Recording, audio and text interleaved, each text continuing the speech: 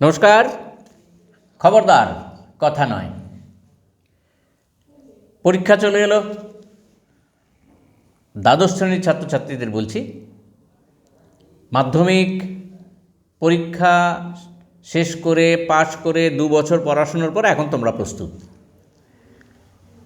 এবং খবরদার কথা নয়ের পক্ষ থেকে তোমাদের আন্তরিক শুভেচ্ছা জানাই, এই কারণে যে সাফল্য তোমাদের দরজায় কড়া নাড়ছে।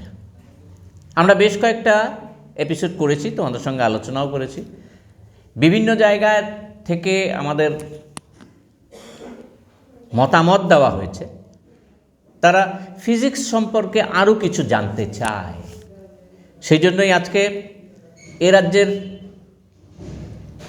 প্রথিতযশা পদার্থবিজ্ঞানের শিক্ষক, জাতীয় পুরস্কারপ্রাপ্ত শ্রী স্বপন মজুমদার মহোদয়কে আমরা পেয়েছি। আমরা খবরদার কথা নয়ের পক্ষ থেকে তার কাছে কৃতজ্ঞতা জানাই। প্রচণ্ড পরিশ্রম করছেন, শুধু না, এই সাবজেক্ট নিয়ে ছাত্রছাত্রীদের কাছে পৌঁছানো এবং সরলীকরণ করার ক্ষেত্রে তার একটা ভূমিকা আছে।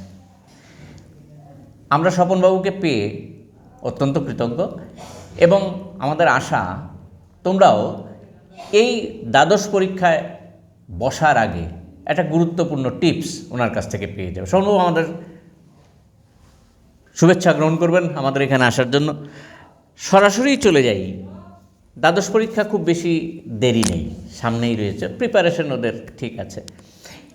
এই জায়গায় খবরদার কথা নয় ছাত্রছাত্রীদের কাছে যাওয়ার পরিপ্রেক্ষিতেই জেনেছি যে এই পদার্থবিদ্যার ক্ষেত্রে কিছু কিছু সিলেবাসেরও রিশাফল হয়েছে এবং আমরা যতটুকু বুঝেছি তাদের কিছু কিছু জায়গায় কিছু কিছু সমস্যা আছে, সবসময় সব ধরনের ছাত্রছাত্রীদেরই থাকে। আপনার কাছে যে বিষয়টা জানতে চাইছি যে ছাত্রছাত্রীরা এই মুহূর্তে কী ধরনের প্রিপারেশনের দিকে ঝোঁকা উচিত, সময় যেহেতু কম। হ্যাঁ, আমি প্রথমেই খবরদার কথা নয় কে আমার কৃতজ্ঞতা জ্ঞাপন করছি, কারণ আমি পদার্থবিজ্ঞান বিষয়ে কিছু আলাপ আলোচনার সুযোগ করে দেওয়ার জন্য। পরীক্ষার প্রাক মুহূর্তে যে আলোচনা, খুব একটা বেশি দীর্ঘ আলোচনা করা যাবে না বিষয় সম্পর্কে, কারণ এই মুহূর্তটা একটু অন্য ধরনের। আমি যদি সিবিএসসির কথা ভাবি, সিবিএসসি পরীক্ষা, পদার্থবিদ্যার পরীক্ষা হচ্ছে 4 মার্চ, সময় খুব একটা নেই। তার মধ্যেই কিভাবে আমরা, কারণ তার পূর্ববর্তী আমরা যদি পরীক্ষার সূচিটা দেখি, সিবিএসসিদের আমি মেইনলি ফোকাস করব আজকে সিবিএসসির উপর। আর টিবিএসসিও খুব একটা বেশি ডিফারেন্স থাকবে তা নয়, কারণ সিলেবাস একই আছে। ফারাক হয়তো থাকবে সেখানটায়, যেখানটায় প্রশ্নপত্রগুলো হয়তো ধরনটা একটু ভিন্ন ধরনের থাকবে। মার্ক ডিস্ট্রিবিউশনে খুব একটা বেশি ডিফারেন্স নয়, কারণ ত্রিপুরা বোর্ড যে মার্ক ডিস্ট্রিবিউশনটা ফলো করছে, সিবিএসসি প্রতি বছর চেঞ্জ করছে। তো টিবিএসসিতে ইউজুয়ালি এটাই কনভেনশন যে প্রতি বছর চেঞ্জ করা হয় না, আর সিবিএসসির কনভেনশন হচ্ছে প্রতি বছরই চেঞ্জ থাকে। সে অনেক সময় বেশি মাত্রায় থাকে, তো অনেক সময় কম মাত্রায় থাকে। তবে সিবিএসসি যে মার্ক ডিস্ট্রিবিউশনগুলো থাকবে খুব সাইন্টিফিক্যালি, খুব রেশনালাইজ করে করা থাকে এবং অনেক আগেই দেওয়া থাকে। যেমন এবছরের যারা পরীক্ষার্থী তাদের কি ধরনের থাকবে সেটা মোটামুটি 7 থেকে 8 মাস আগেই সিবিএসসি অলরেডি জানিয়ে দিয়েছে।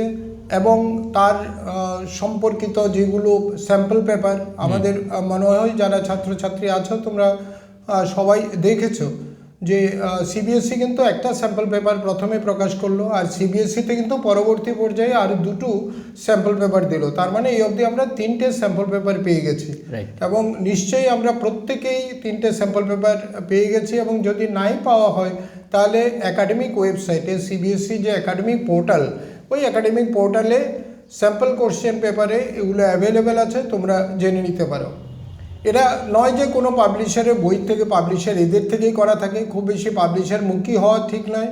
কারণ সিবিএসসির একটা সুবিধা থাকে যে তার জন্য নির্ধারিত যে টেক্সট বুক থাকে, খুবই সাইন্টিফিক টেক্সট বুক করা আছে, এনসিইআরটি টেক্সট বুকটা নিশ্চয়ই তোমরা ফলো করো। আর পরীক্ষার যে এই প্রাক মুহূর্তে যে আলোচনার বিষয়বস্তু থাকা উচিত আমি মনে করি, সেই জায়গায় হচ্ছে তোমাদের একটা নিজেদের মধ্যে একটা আত্মবিশ্বাস গড়ে তোলা, নিজেদের মধ্যে কোনো সময় নিজের উপর কনফিডেন্স রাখবে, যা পারবে সব খুব ভালো করেই পারবে। আর আমি ঠিক বিষয় সম্পর্কিত কথাগুলো বলি যে সিবিএসসিতে ফিজিক্সে যে ক্লাস 12-এর সিলেবাস যেটা থাকে, সিলেবাস যেটা আছে, সেই সিলেবাসে টোটাল পুরো পার্টটাই থাকছে ইলেকট্রিসিটি ম্যাগনেটিজম, কিছু পার্টটা মডার্ন ফিজিক্সে থাকে। আর ইলেকট্রিসিটি ম্যাগনেটিজমের কথা যদি আমরা দেখি তাহলে পরে ফার্স্ট যে এনসিইআরটির যে পার্ট 1, ক্লাস 12-এর যে পার্ট 1 থাকে, পার্ট 1 পুরোটাই ইলেকট্রিসিটি ম্যাগনেটিজম। এবং এই ইউনিট ভিত্তি করে কিন্তু প্রত্যেকটা সিবিএসসি কিন্তু আজকাল ইউনিট হিসেবে সিলেবাসটা দেয়, এবং প্রত্যেকটা ইউনিটের আন্ডারে, যেমন আমি যদি একটা ধারণা দিতে চাই, যদিও তোমাদের জানা আছে, সেটা হচ্ছে ইলেকট্রোস্ট্যাটিক্স প্রথমে বিভিন্ন দুটো ইউনিটকে ক্লাব করা আছে, যেমন একটা ইলেকট্রোস্ট্যাটিক্স, তার পাশাপাশি আছে কারেন্ট ইলেকট্রিসিটি। এই দুটোকে মিলে এটাকে মিলে 16 মার্কস দেওয়া আছে। 16 মার্কস থাকছে আউট অফ 70 মার্কস টোটাল। এদের যে পরীক্ষা থাকে 70 মার্কস থিওরি থাকে আর 30 marks practical more or less 14 ফেব্রুয়ারির ভেতরে সবগুলো স্কুলেই প্র্যাকটিক্যাল শেষ হয়ে যাবে। 14 ফেব্রুয়ারি হচ্ছে লাস্ট ডে, তার আগে মোটামুটি 10 তারিখের ভিতরে সবাই করে নেবেন। এবং আমার মনে হয় সব পরীক্ষার্থী নিশ্চয়ই ম্যাক্সিমাম স্কুলেই অলরেডি পরীক্ষা কমপ্লিট হয়ে গেছে, এখন শুধু থিওরির দিকে ফোকাস রাখা। এখন থিওরি কথা যদি বলি, আমরা পরবর্তী পর্যায়ে যে ইউনিটগুলো থাকছে সেটা হচ্ছে magnetic effect of current, magnetism, আর electromagnetic induction and alternating current. এই চ্যাপ্টারগুলো মিলে টোটাল 4টে চ্যাপ্টার, আর ইউনিটে বললে 2টো ইউনিট, আর দুটোকে ক্লাব করে যেটা মার্ক অ্যালট করা আছে সেটা হচ্ছে 17 মার্কস অ্যালট করা আছে।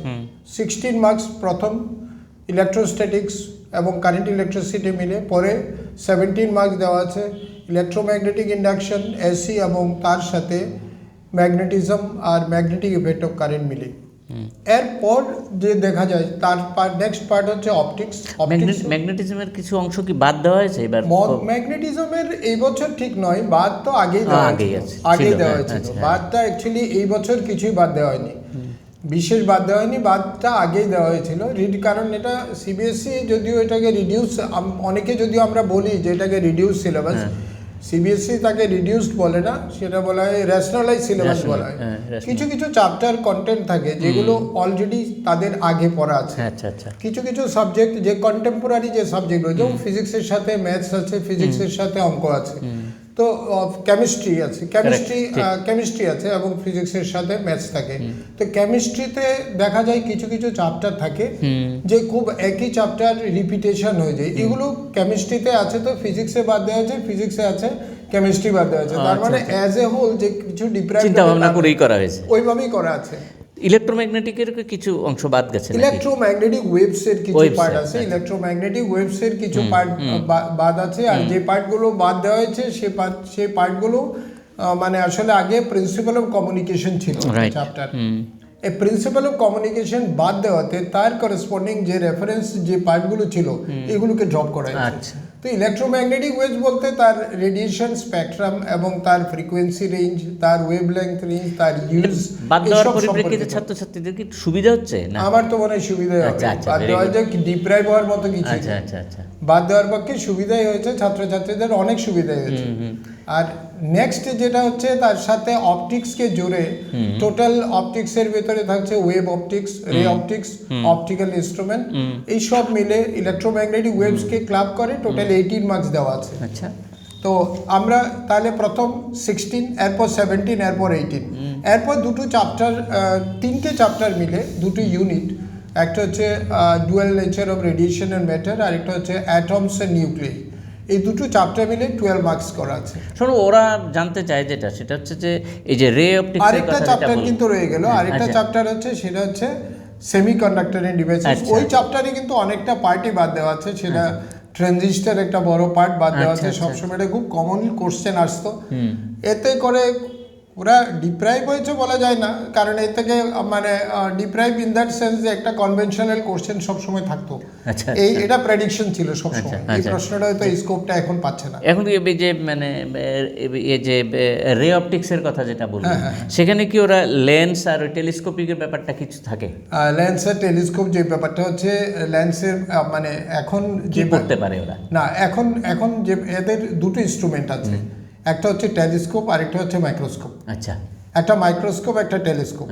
তো মাইক্রোস্কোপ টেলিস্কোপের ভিতরে হয় কি, যে মাইক্রোস্কোপ টেলিস্কোপের ভিতরে হয় কি যে একবার তো মাইক্রোস্কোপ আসে, নাহলে টেলিস্কোপটাই আসে। আচ্ছা, তো এমন কোনো কনভেনশনই কিন্তু সিবিএসই রাখে না যে প্রথম বছর, অনেক সময় দেখা গেছে পরপর 2 বছর কিন্তু একই মাইক্রোস্কোপ। আচ্ছা, আচ্ছা।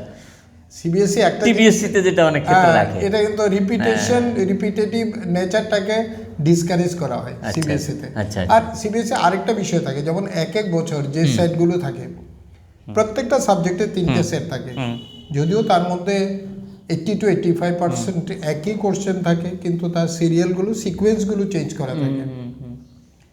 আর একটা থাকে যে 3টে সেট তো থাকলো, এটা হচ্ছে মেইন এক্সামিনেশনের জন্য, তার সাথে সাপ্লিমেন্টারি এক্সামিনেশন, তাতেও 3টে সেট থাকে। এরপর পরবর্তী পর্যায়ে তার বিভিন্ন রিজিয়নের জন্য কিন্তু সিবিএসই সবগুলো রিজিয়নে সেম প্রশ্ন রাখছে না, এক রিজিয়নে কিন্তু এক ধরনের প্রশ্ন থাকে। এবারে কোন বছর একই থাকবে, কোন কোন রিজিয়নে ডিফারেন্স থাকবে, সেটা কিন্তু স্ট্রিক্টলি কনফিডেন্সিয়াল রাখা হয়। তাহলে একাধারে দেখা যায় কমসে কম 9টা সেট তো বা 12টা সেট মিনিমাম থেকেই যায়। 12টা সেট থেকে প্রেডিকশন নিতে যাওয়া রিপিটেশনে, এটা ঠিক হবে না। তো ওদের মানে প্রিপারেশনের সুযোগটা হচ্ছে তাদের মানে চ্যাপ্টার ওয়াইজ যে পার্টগুলো থাকে, যেমন আপনি যদি রে অপটিক্সের কথা ভাবেন, রে অপটিক্সে আমার করতে হবে তার ডায়াগ্রামেটিক রিপ্রেজেন্টেশনের জন্য। একদম মাইক্রোস্কোপে যে ধরনের ডায়াগ্রামেটিক রিপ্রেজেন্টেশন, রে ডায়াগ্রাম যে ধরনের থাকে, ঠিক সরি রিভার্স ওয়েতে টেলিস্কোপেরটা থাকছে, মানে অবজেক্টিভ আর আইপিস লেন্স যেগুলো থাকে, একটা তো অবজেক্টিভ লেন্স লার্জ অ্যাপারচার থাকে, আরেকটা থাকে অবজেক্টিভ থাকে শর্ট ফোকাল লেন্থ থাকে, শর্ট অ্যাপারচার থাকে, যেমন মাইক্রোস্কোপে থাকে।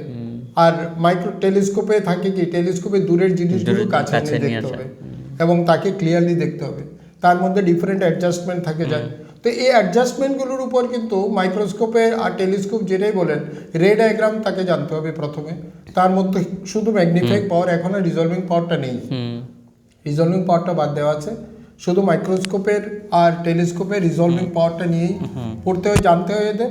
আর ওয়ার্কিং প্রিন্সিপালটা একটু জানা থাকলেই চলে, এই প্রশ্ন কিন্তু এর মধ্যেই থাকে। আচ্ছা, তো আর বাকি যে পার্টটা থাকে, যে রে অপটিক্সের বাকি যে পার্টগুলো থাকে, এই পার্টটার থেকে কিন্তু যেমন মানে ইমেজ ফরমেশন বাই লেন্স, তারপর একটা কার্ভ স্ফেরিক্যাল সারফেসের মধ্যে ইমেজ ফরমেশন, এগুলো কিভাবে ইমেজটা ফর্ম করবে, একটা পয়েন্ট অবজেক্ট কিভাবে ইমেজটা ফর্ম করবে, তার ক্যারেক্টারিস্টিক্স থেকে নিয়ে এটা ফাইনাইট অবজেক্টের নেচারটা কী হবে, এইসব ধরনের জিনিসগুলো নিয়ে আলটিমেটলি মানে জিনিসটা কনসেপ্ট বেস সাবজেক্ট, তো রাইট, তো কাজে এটাকে বুঝে করতে হবে। আর এখানে ছাত্রছাত্রীদের একটা প্রশ্ন থাকে অনেক সময়, আমরা কথাবার্তা বলতে গিয়ে যা বুঝেছি যে মার্ক ওরিয়েন্টেড চ্যাপ্টার, এটা কি শুধু মডার্ন ফিজিক্সের উপরে নির্ভর করে এগোতে হবে? দেখুন, মডার্ন ফিজিক্সে যদি বলি আমি, বা এক্সক্লুসিভ মডার্ন ফিজিক্সের দিকে যদি তাকাই, তাহলে মডার্ন ফিজিক্সে 12 মার্ক দেওয়া আছে, এটা ফর্মুলা বেসড, 7 মার্ক দেওয়া আছে,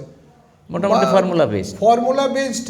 ঠিক বলা ঠিক হবে না, ফর্মুলা বেসড মানে আসলে তো ফিজিক্সটাকে ফর্মুলা বেসড ট্রান্সফর্ম করে নেওয়া, এই জিনিসটাতে কিন্তু আমরা ফিজিক্সকে যারা ভালোবাসি, পদার্থবিজ্ঞানকে যারা ভালোবাসি, তারা কিন্তু এই দিকটা চাই না। বিষয়টাকে বুঝতে হবে, ফর্মুলা হচ্ছে আমার পাস করার জন্য হতে পারে, হ্যাঁ, ফর্মুলা পাস করার জন্য হতে পারে, বা ফর্মুলা ফর্মুলেট করার মতো আমার ক্ষমতা অর্জন করতে হবে।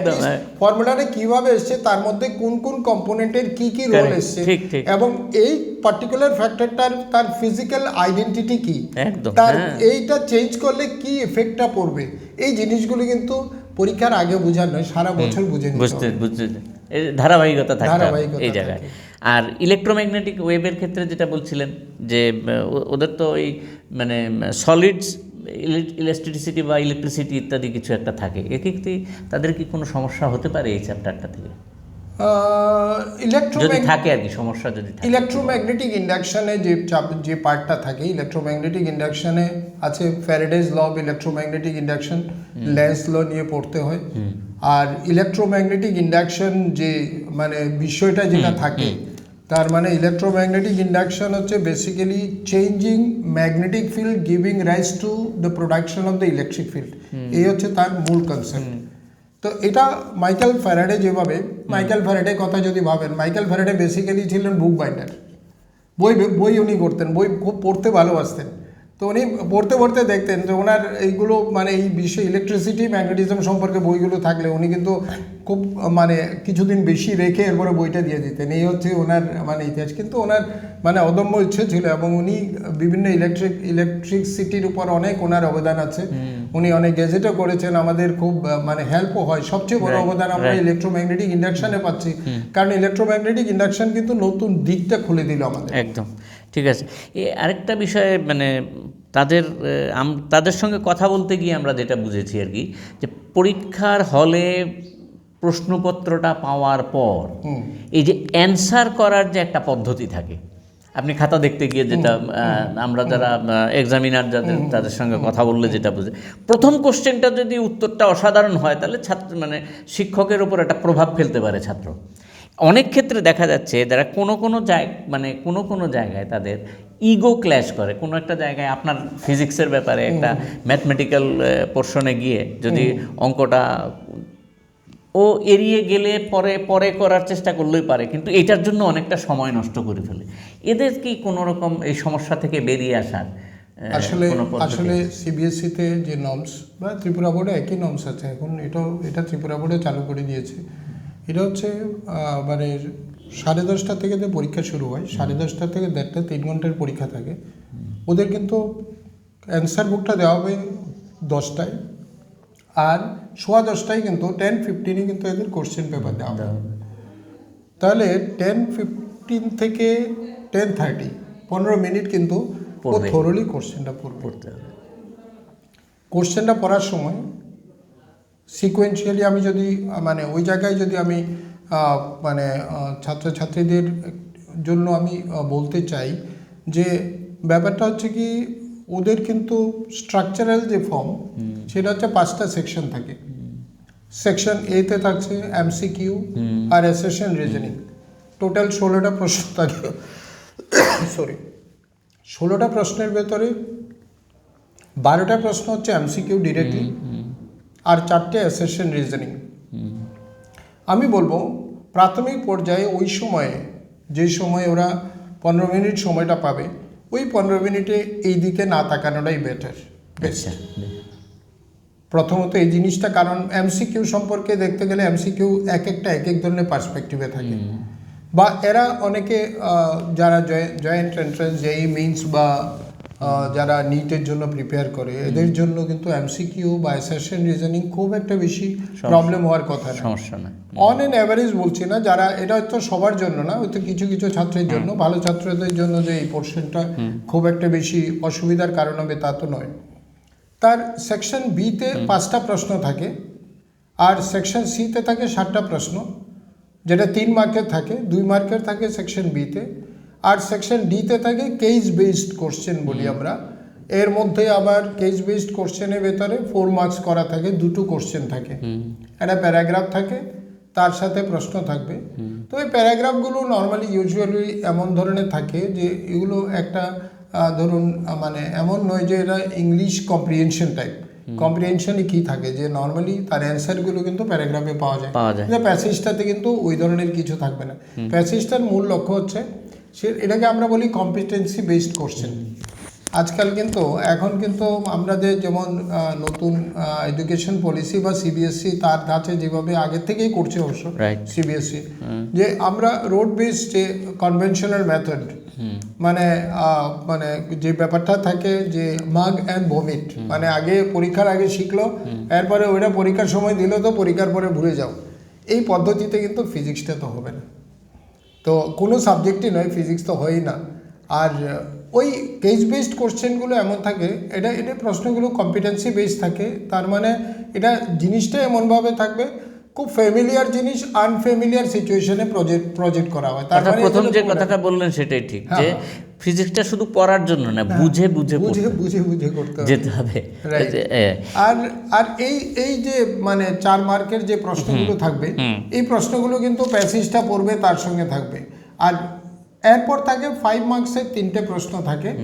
তো আমি বলবো কি, প্রশ্নপত্র পাওয়ার পরে প্রথমেই দেখা উচিত সবার 5 মার্কসের প্রশ্নগুলো নিয়ে। আচ্ছা, 5 মার্কসের প্রশ্নগুলো নিবে, কারণ 5 মার্কসের প্রতিটা প্রশ্নের ভিতরে অল্টারনেটিভ চয়েস থাকে, এখানে ডিসিশন নিতে হবে। একটা প্রশ্ন দিয়ে দিল এটাতে 5 থাকবে না, এটা ভেঙে ভেঙে থাকবে 1 2, না এগুলো সবগুলো ভাঙা প্রশ্ন থাকে। এক নাগারে কিছু ডেসক্রিপটিভ কিছু থাকেও না, ওই ধরনের প্রশ্ন আজকাল থাকে না। এই কারণে হয় কি যে আমি প্রথমটা, কারণ এমন আছে যে দুটোই হয়তো পরিচিত এদের, রাইট, দুটো প্রশ্নই হয়তো দেখা গেল যে একটা প্রশ্নে হয়তো 3 মার্কস খুব কনফিডেন্টলি দিতে পারবে, আরেকটা প্রশ্নে হয়তো দেখা গেল 2 মার্কস কনফিডেন্টলি দিতে পারবে। সেখানে তার ডিসিশন মেকিং এর ব্যাপারটা রয়ে গেছে। 3 টাইপস প্রশ্ন যে বললেন, তিনটে কি একদম টোটালি ডিফারেন্ট টাইপের প্রশ্ন হয় না? অনেকটা এগুলো আমরা সিবিএসসি তো নরমালি 2 ধরনের প্রশ্ন থাকে। এগুলোকে আমরা বলি চয়েস রেসপন্স টাইপ কোশ্চেন, আরেকটা হলো কনস্ট্রাক্ট রেসপন্স টাইপ কোশ্চেন। তার মানে কনস্ট্রাক্ট রেসপন্স টাইপ কোশ্চেন আমরা যেগুলো বলি যে সাবজেক্টিভ টাইপ কোশ্চেন বলি। অ্যাকচুয়ালি সাবজেক্টিভ তো কিছু নেই, সাবজেক্টিভ তো রিলেটিভ কনসেপ্ট তো আর কিছু না, কিন্তু একটু ডেসক্রিপটিভ টাইপ থাকে, যারা নিজেরা এদেরকে বলে আমরা ফ্রি রেসপন্স কোশ্চেন, মানে they are free to create their own response. এটা তাদের ক্রিয়েটিভিটি থাকে। তো এদের একটা বাধা ধরে নিয়ম থাকে, যেমন 2 মার্কসের প্রশ্ন হলে কতটা লিখতে পারবে, 3 মার্কসের হলে কতটা হবে, 5 মার্কসের হলে কতটা হবে। তো এর মধ্যে পার্ট করে যখন থাকে, ওই অপশনটা বেশি থাকে না। তো ছাত্ররা প্রশ্ন পাওয়ার পরে যেই কাজটা করবে সেটা হচ্ছে প্রথমে 5 মার্কসের প্রশ্নগুলো দেখবে, দেখার পর এখানে কিন্তু 3টে প্রশ্নতেই কিন্তু অর থাকবে। তো কাজে আমাকে কোন প্রশ্নটা আমি অ্যান্সার করবো মেন্টালি রেডি করে আগে ঠিক করে নেবে। এই হচ্ছে প্রথম ডিসিশন। এটা মডার্ন ফিজিক্স থেকেই থাকে, মডার্ন ফিজিক্স থেকে থাকে না, এটা মডার্ন ফিজিক্স থেকে থাকে না, আগে থাকতো।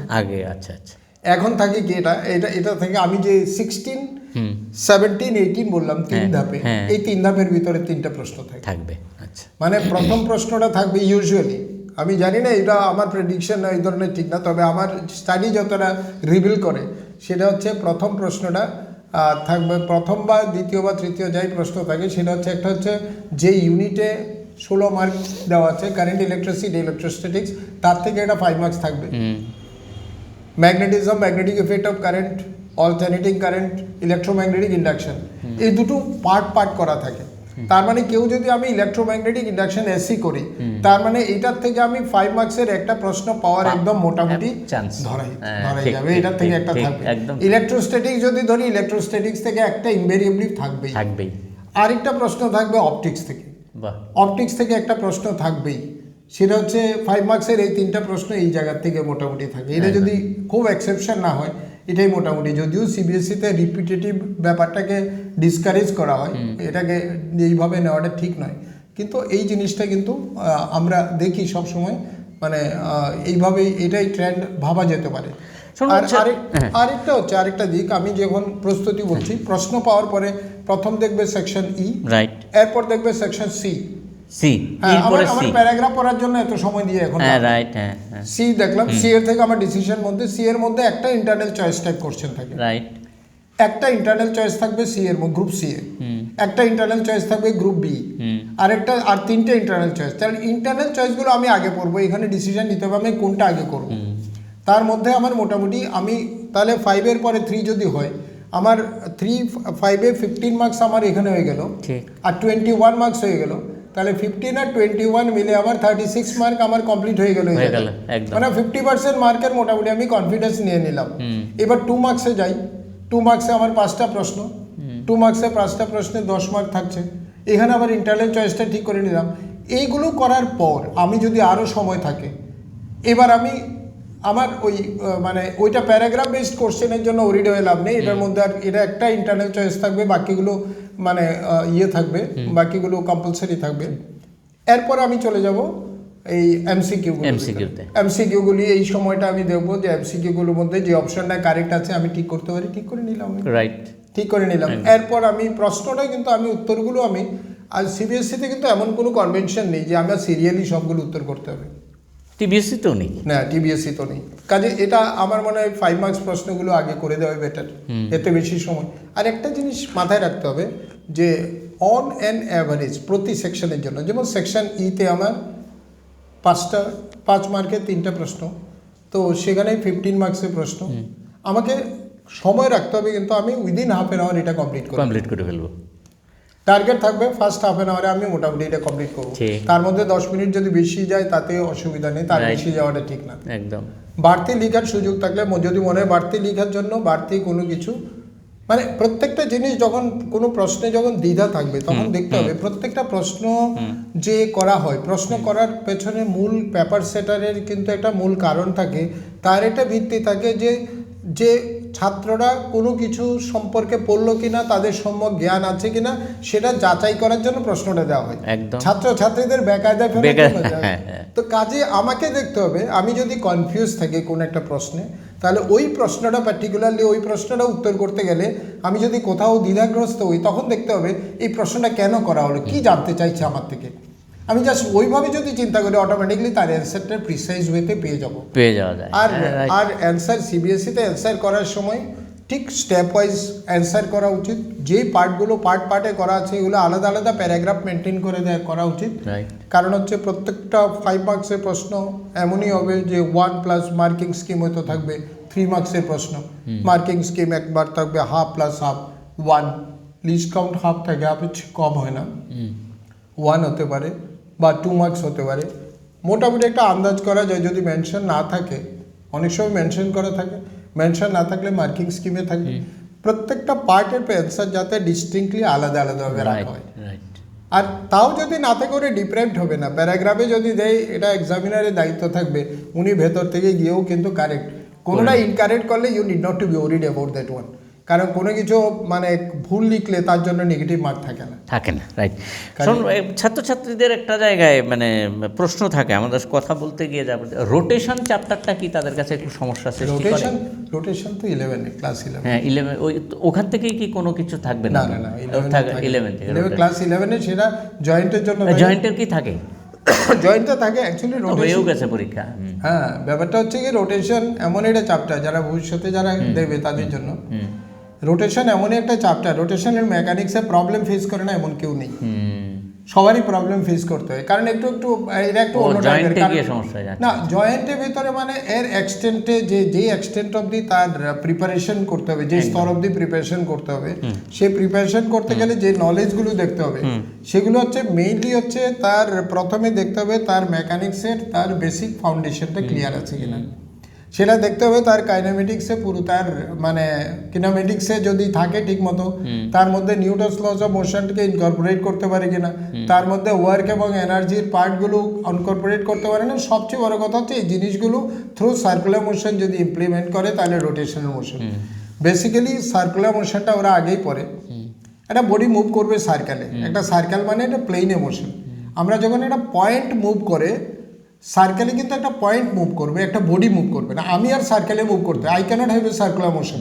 আমাকে যদি একটা গিয়ে একটা পয়েন্টে নিয়ে নেওয়া হয়, যে আমার এক্সিস্টেন্স একটা পয়েন্টে এসে যায়, যাকে আমরা বলি সেন্টার অফ মাসে গেল, ওই কনসেপ্ট অফ পার্টিকেল যেটা বলি পার্টিকেল কনসেপ্ট, ওই কনসেপ্টে যদি দেওয়া যায় তখন আমি সার্কুলার মোশনে মুভ করব। কিন্তু আমি যখন এটা ফাইনাইট বডি হিসেবে যখন মুভ করি, আর সার্কুলার মোশন হবে body is a rotational motion, তো কাজে আমার ট্র্যাকটা ওই ধরনের নিতে হবে। একদম সার্কুলার মোশন রোটেশন মোশনটা পড়াটাই ওইভাবে শুরু করতে হবে, যে এটা সবসময় যে ট্রান্সলেশনাল মোশনের সঙ্গে সার্কুলার মোশনের যে আস্তে আস্তে কম্পেয়ার করে, কম্পারেটিভ স্টাডি করে তাকে ঢুকতে হয়, এবং এনসিইআরটিতে খুব সুন্দরভাবে এটার প্রবেশ পথটা দেওয়া আছে। ঠিকই সম্পূর্ণ যেটা বলতে চাইছেন যে বিজ্ঞান যখন পড়বে বিজ্ঞানসম্মতভাবেই পড়তে হবে, এর বাইরে ট্র্যাকের বাইরে গিয়ে পড়া যাবে না। আমরা আলোচনার প্রায় শেষ লগ্নে চলে আসছি শোভনবাবু। এই মুহূর্তে ছাত্রছাত্রীদের একটা বেসিক থাকে, অনেক ছাত্রছাত্রী, সবাই না, এই যে মেন্স যে পরীক্ষাটা ওরা দেন, কেউ এটাকে গুরুত্ব না দিয়ে বোর্ড পরীক্ষাটাকে গুরুত্ব দেয়। আবার কেউ বলেন যে না, যেই মেন্সটা দিলে বোর্ডের পরীক্ষা অটোমেটিক প্রিপারেশন হয়ে যায়। দুটোর কি আলাদা আলাদা কোনো প্রিপারেশনের প্রয়োজন আছে, নাকি যারা এটা বলেন যে এবার আমি শুধু বোর্ড পরীক্ষার জন্য প্রিপারেশন নিয়েছি? বেসিক্যালি আমি এক্সাম ফোকাসডের একেবারে বিরোধী, এক্সাম ফোকাস স্টাডিটাকে একবারে বিরোধী আছে। এটা আজকালের কনসেপ্ট না আর নাই, আর এখন তো নয় একদম, মানে মানে এটা হচ্ছে এই ডিকেডটা হচ্ছে একটা ইন্টারফেসিং ডিকেড অফ মানে লট অফ ট্রান্সফরমেটিভ চেঞ্জেস। এটা এক্সপেক্ট করা যায়, কারণ যে কম্পিটিশান 21st সেঞ্চুরি যে কম্পিটিশানটা আসবে, এই কম্পিটিশানে এদেরকে যেতে হলে যে আমাদের learning is given the first priority and ultimate priority.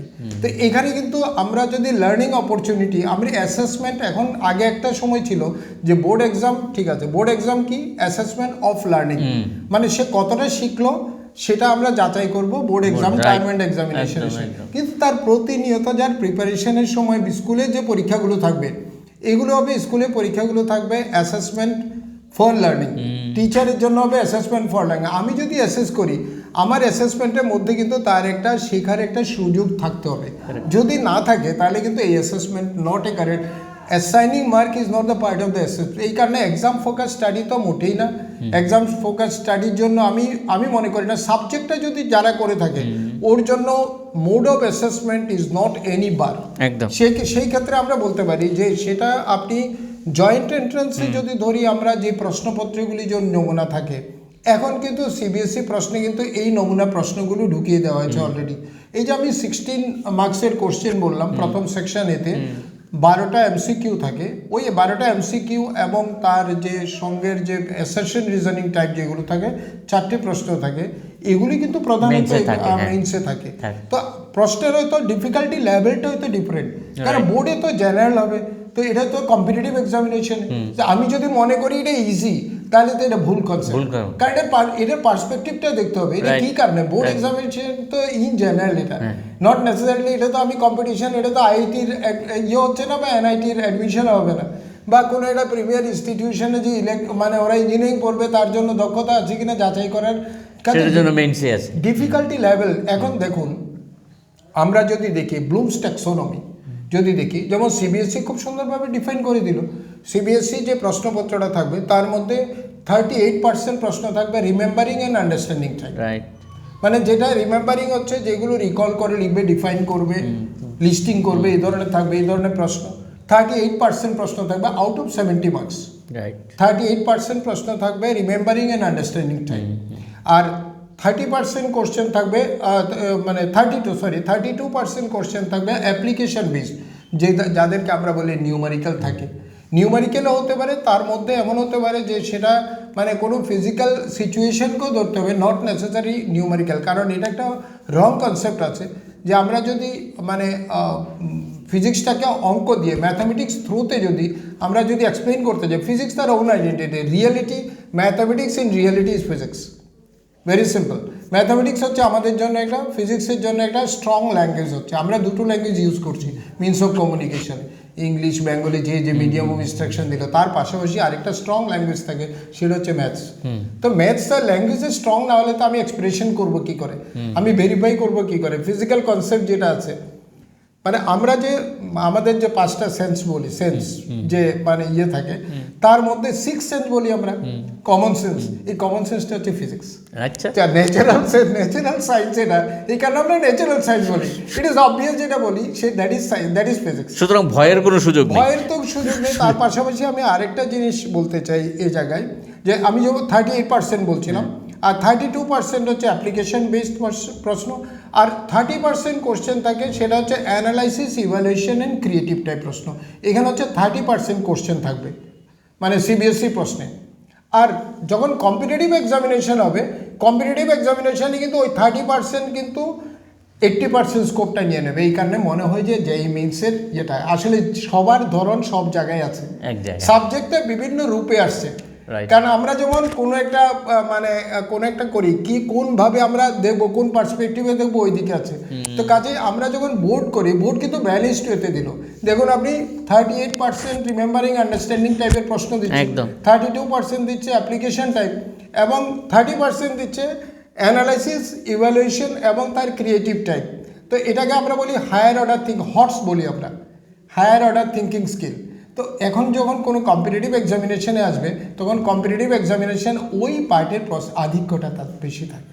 বাহ, বিউটিফুল। এই হচ্ছে তার মানে অসাধারণ। আমরা যদি বলি যে বোর্ড এবং এটা কোনোটাকেই ছোট মানার কোনো ব্যাপার নেই, Right. সবাই 100% যার যার জায়গায়। একদম, ছাত্রছাত্রীদের আর বোধ হয় কোনো কিছু জানার থাকবে না, সবটাই বলে দেওয়া হলো।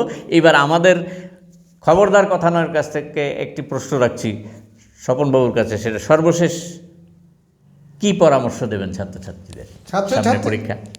যারা পরীক্ষার্থীদের তো এখন আমি বলবো নিজের উপর কনফিডেন্সটা রাখবে। আর সবচেয়ে বলো এক্সাম ফোকাসড যে স্টাডিটা থাকে সেই স্টাডিটা একদম স্পেসিফিকলি চ্যাপ্টার ওয়াইজ একটা মাইন্ড ম্যাপ ক্রিয়েট করতে হবে। প্রত্যেকটা চ্যাপ্টারের একটা মাইন্ড ম্যাপ, ডায়াগ্রামেটিক রিপ্রেজেন্টেশন। কোরটা কি, যেমন আমি ইলেকট্রোস্ট্যাটিক্স ধরি, প্রথম চ্যাপ্টার যদি ধরি আমার কোর হচ্ছে ইলেকট্রিক ফিল্ড। তো ইলেকট্রিক ফিল্ড কাকে দিচ্ছে? ইলেকট্রিক ফিল্ড দিচ্ছে ফোর্সকে। তাহলে ফোর্সটার জন্য কে দায়ী? কে ফোর্সটা দিচ্ছে? চার্জ দিচ্ছে। তাহলে চার্জকে আমি ফোর্সের সঙ্গে রিলেট করব। ফোর্সটা পাওয়ার পর সে কাকে কাকে আমাকে ইনফ্লুয়েন্স করতে পারে তাকে আমি ধরবো। এই করেসপন্ডিং যে টার্মগুলো আমার সিলেবাসে আছে পুরো সিলেবাসটাকে আমি একটা পেজে আমি সাজিয়ে নেবো। সেকেন্ড যদি চ্যাপ্টার বলি কারেন্ট ইলেকট্রিসিটি, সিমিলার ফ্যাশনে আমরা সাজাবো। ম্যাগনেটিজম, প্রত্যেকটা ম্যাগনেটিক ইফেক্ট অফ কারেন্ট, প্রতিটা পেজের জন্য একটা মাইন্ড ম্যাপ তৈরি করব এবং প্রয়োজনে এটাকে একটা বড় পেজের ভিতরে যদি করতে পারি এটাই রিভিশনে কাজ করবে আমার।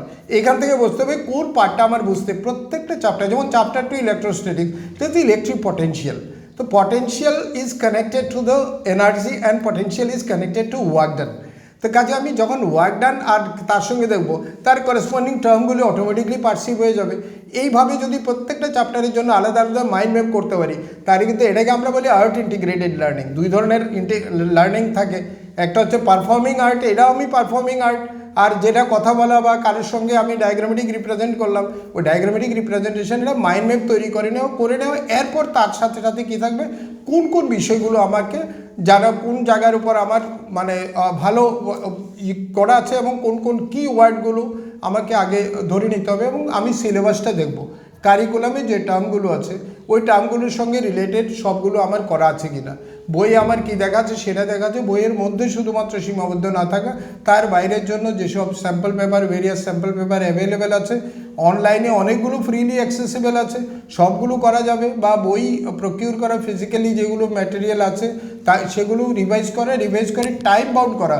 প্রতি একটা জিনিস মাথায় রাখতে হবে, আমার কিন্তু সময় নির্ধারিত সময় হচ্ছে প্রতি মার্কের জন্য 2 মিনিট করে সময় অন অ্যান অ্যাভারেজ রাখবো। তার মানে 70 মার্কসের জন্য আমার 140 মিনিটস টাইম, আমি পাচ্ছি 180 মিনিটস, 40 মিনিট আমার হাতে থাকবে এক্সট্রা, আর তার বাইরে আমার প্রস্তুতির জন্য 15 মিনিট বেশি থাকলো।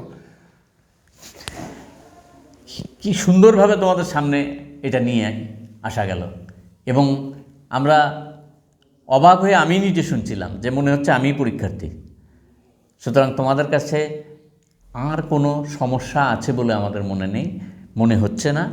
যেটা মনে হচ্ছে সেটা হচ্ছে সাফল্য এখন তোমার দরজায় করা নাড়ছে, তাকে আহ্বান জানাও। আজকে এইটুকুই থাক, সবাই ভালো থাকবে, সুস্থ থাকবে, সকালকে নমস্কার।